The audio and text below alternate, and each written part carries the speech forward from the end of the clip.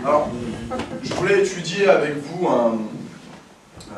une mode, un mouvement, un état d'esprit, un truc que j'ai jamais vraiment bien compris. Alors j'ai appelé ça le Fashion Boîte Move. Voilà. Alors si vous voulez, c'est un petit peu les rebelles d'aujourd'hui qui finiront avocats à manger tous les midis assis chez Paul.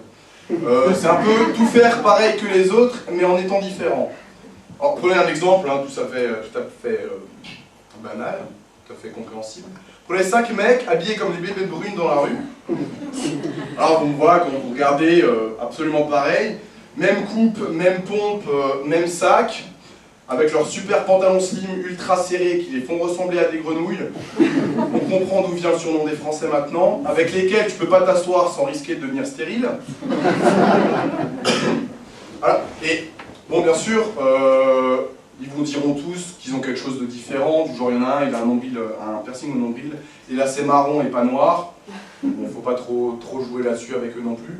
Alors, par contre, il y a un truc qui est génial, c'est que pour les nanas du même mouvement, c'est exactement pareil. Il y a au moins un endroit dans le monde où la parité est respectée, c'est génial. Après, il y a un autre truc par contre, ça concerne que les mecs, de ce mouvement-là, c'est le fait de ressembler à un gay pour pouvoir plaire aux filles. Alors, j'ai jamais trop compris le concept, et ça doit vraiment bien faire marrer les homos. Et le pire, c'est que ça marche, hein, sur les nanas du même mouvement en tout cas.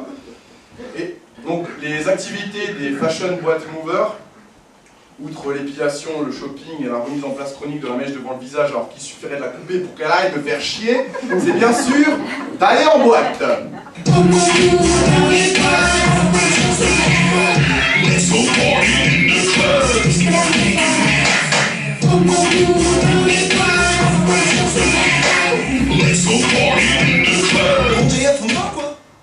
Bref, lieu où l'alcool coule à flot quand vos portefeuilles se vident à vitesse grand V, 25 centilitres de bière pour 5 € quand t'as de la chance, c'est un peu du foutage de gueule, je trouve.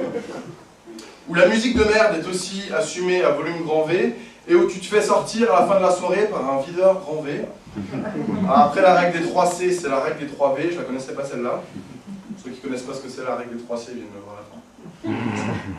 Alors, un truc que j'ai jamais vraiment bien compris, c'est que tous les gens qui vont en boîte sont obligés de se bourrer la gueule avant pour pouvoir s'amuser. Ça veut bien dire que les boîtes, c'est de la merde! C'est-à-dire, autant passer une bonne soirée chez un pote, tu payes pas l'entrée. C'est pas sympa. Et il y a un grand débat en France pour savoir où les chiottes sont les plus crades.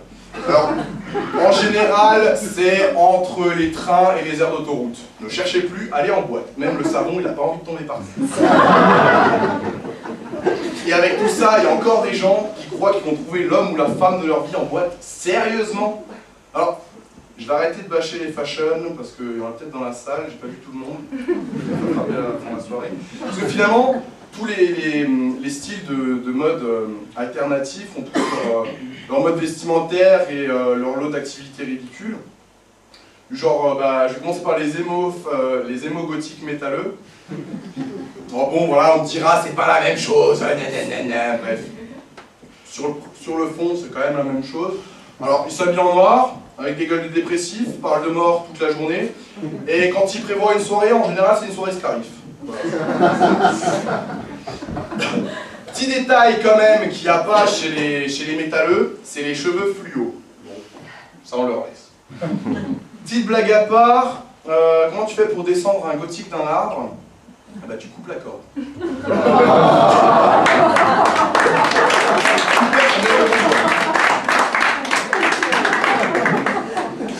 Alors, il y a les racailles, hein, bien sûr, alors je ne vais pas revenir sur le mode vestimentaire. Mais je trouve que c'est ceux qui se rapprochent le plus des fashion quand même. Seul petit détail, c'est que leur boîte, c'est les trams et les bus.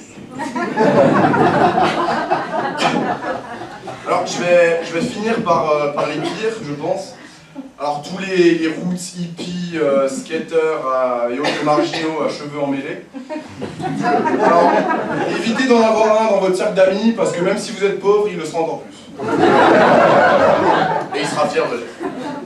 Alors bon, à part boire des bières dégueulasses à 15 centimes dans un parc et fumer des roulés, vous n'en tirez pas très bon. Et ils ont aussi un côté super chiant, un côté rebelle super chiant. Tout faire différemment que les autres. Alors vu que la mode, c'est serré, eh ben, ils mettent les fringues les plus larges qu'ils trouvent, genre pantalon de grossesse et tout ça. Dernière blague à part, qu'est-ce qu'il dit un rasta dans un concert de reggae s'il a pas fumé? Putain, mais elle est pourrie cette musique.